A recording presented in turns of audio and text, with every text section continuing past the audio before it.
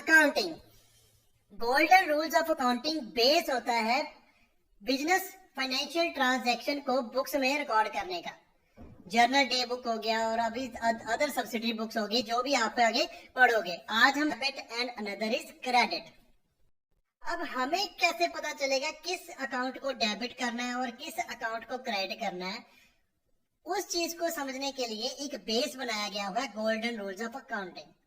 वो golden rules of accounting हमें बताता है कि आपने डबल एंट्री सिस्टम की रिकॉर्डिंग में किस चीज को डेबिट करना है और किस चीज को क्रेडिट करना है एक सिंगल पर्टिकुलर ट्रांजैक्शन में।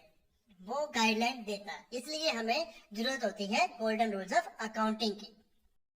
आगे हम थोड़ा सा डेबिट और क्रेडिट का मीनिंग भी देख लेते हैं। वैसे तो डेबिट और क्रेडिट का कोई मीनिंग नहीं है, ये एक एस्पेक्ट्स हैं, लेकिन हम उसको थोड़ा सा ब्रीफ करते हैं आपको, ताकि आपको कुछ पता चल सके। जैसे कि सिंपल लैंग्वेज में मैं कह सकता हूँ, डेबिट करना मीन्स ऐड करना अमाउंट ऑफ कैश और फंड्स, मतलब फंड्स और कैश को ऐड करना एक्सपेंसिव एसेट्स अकाउंट्स में और सब्ट्रैक्ट करना ऑनर्स इक्विटी लायबिलिटी और इनकम अकाउंट से।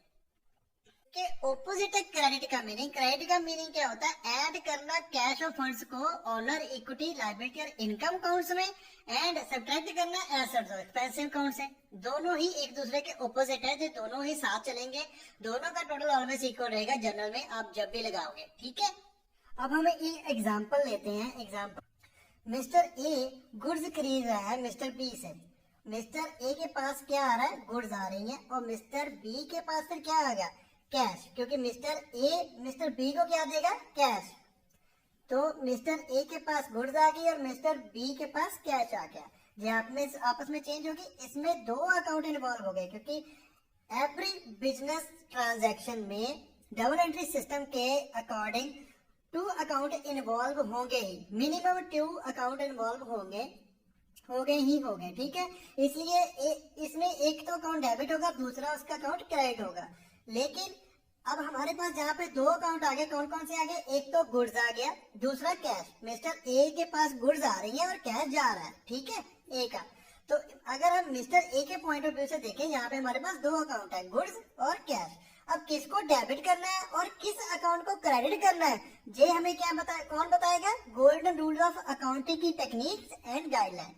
Golden rules of accounting technique guideline हमें ये बताएंगे कि किस अकाउंट को डेबिट करें, गुड्स को डेबिट करें या फिर कैश को डेबिट करें, और गुड्स को क्रेडिट करें या फिर कैश को क्रेडिट करें, ठीक है।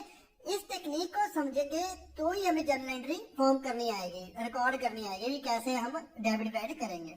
ओके, तो गोल्डन रूल्स ऑफ अकाउंटिंग को समझने के लिए सबसे पहले तो हमें टाइप्स ऑफ अकाउंट समझने पड़ेंगे according to golden rules of accounting. पहला है अकाउंट, तीसरा है नॉमिनल अकाउंट्स। अब हम इन तीनों का मीनिंग समझेंगे विद एग्जांपल, ठीक है। रियल अकाउंट बिजनेस के सभी एसेट से रिलेटेड होता है, ठीक है। अगर कोई भी एसेट आ रहा है, जा रहा है, उसको अगर रिकॉर्ड करना है, कोई भी रूल हमने इम्प्लीमेंट करना है, तो उस पे गोल्डन रूल का रियल अकाउंट इम्प्लीमेंट होगा, तभी आप उसको रिकॉर्ड कर पाओगे जर्नल में। रियल अकाउंट एसेट्स पे इम्प्लीमेंट, क्योंकि एसेट का मीनिंग क्लियर होगा ही तभी आपको पता चलेगा ना बिजनेस ट्रांजैक्शन में कौन सी चीज एसेट्स है और कौन सी चीज लायबिलिटी है या फिर पर्सन है या कुछ भी है, ठीक है। अगर आपको टर्म्स का मीनिंग क्लियर होगा तो आप अंडरस्टैंड कर लोगे बिजनेस ट्रांजैक्शन को रीड करके कि इसमें क्या कौन सी चीज इन्वॉल्व है और कौन सा रूल आप उस पर इम्प्लीमेंट करोगे, ठीक है। अगर कोई भी एसेट्स आता है, एसेट का ट्रांजैक्शन होता है बिजनेस में, तो एसेट्स पर रूल कौन सा लगता है? Real account. जैसे में हमारे पास अभी नेक्स्ट टाइप ऑफ अकाउंट्स है personal accounts. Personal account applicable होता है सभी पर्सन्स पे, पर्सन कोई भी हो। जैसे हमारे पास 3 तरह के पर्सन हो सकते हैं, जैसे इंडिविजुअल जो नेचुरल पर्सन होता है, वो आर्टिफिशियल पर्सन, एंड थर्ड होता है रिप्रेजेंटेटिव पर्सन। इन तीनों का मीनिंग मैं आपको क्लियर कराता हूँ। नेचुरल पर्सन है जो नेचर द्वारा बनाया गया हो, जैसे आप हो, मैं हूँ सरबजीत, और आप हो, हमारे स्टूडेंट जितने भी आप वीडियो देख रहे हो सभी आप नेचुरल पर्सन हो, ठीक है। जो भी ह्यूमन बीइंग इस दुनिया पर है उसे हम क्या कहते हैं, नेचुरल पर्सन। उसकी कोई भी नेम एग्जांपल ले लो, जो भी आपका फेवरेट हीरो है या कोई भी है, वो सारे हमारे क्या है, नेचुरल पर्सन है। आप हमारे जो भी आपके फ्रेंड्स हैं उनके नेम ले लो, जैसे राम, श्याम, गीता, मीता, सीता, ठीक है, रीत, प्रीत, मतलब जो भी नाम आपके दिमाग में आ रहा है वो सारे के सारे क्या है, नेचुरल पर्सन। आर्टिफिशियल पर्सन होता है जो क्रिएट की जाता है बाय लॉ।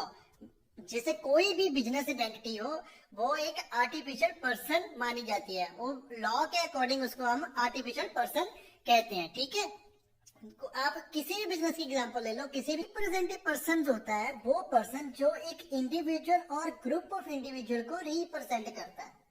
मीन्स एक ह्यूमन बीइंग्स के ग्रुप को या फिर ह्यूमन बीइंग को ही वो रिप्रेजेंट करता है कि हाँ ये पर्सन का ग्रुप है। इसकी एग्जांपल है जैसे outstanding salary. Outstanding salary means किसी ग्रुप की, मतलब जो हमारे एम्प्लॉई है उनकी सैलरी आउटस्टैंडिंग है, वो एक ग्रुप बन जाएगा, उस अकाउंट का नाम क्या हो जाएगा, outstanding salary. Outstanding salary, outstanding का मीनिंग हो गया कि जो भी हमारे एम्प्लॉई है वो एक ग्रुप ऑफ एम्प्लॉय की सैलरी आउटस्टैंडिंग है, वो ग्रुप ऑफ एम्प्लॉयज को रिप्रेजेंट करता है, ठीक है। ये आपको आगे हम जो इम्प्लीमेंट करेंगे रिप्रेजेंटेटिव पर्सन रूल के साथ, आपको जर्नल एंट्रीज कराएंगे तो आप इसको और अच्छे समझ पाओगे। नेक्स्ट है हमारे पास nominal account. Nominal account relate करता है सभी expenses, losses, income and gains से रिलेटेड अकाउंट्स को, ठीक है। जो भी खर्चा होगा, कोई भी कमाई हो रही है, इनकम आ रही है, कहीं कहीं से भी आ रही है, वो सभी हम उन सभी ट्रांजैक्शन पर, उन सभी अकाउंट पर नॉमिनल अकाउंट की गाइडलाइन एप्लीकेबल होगी।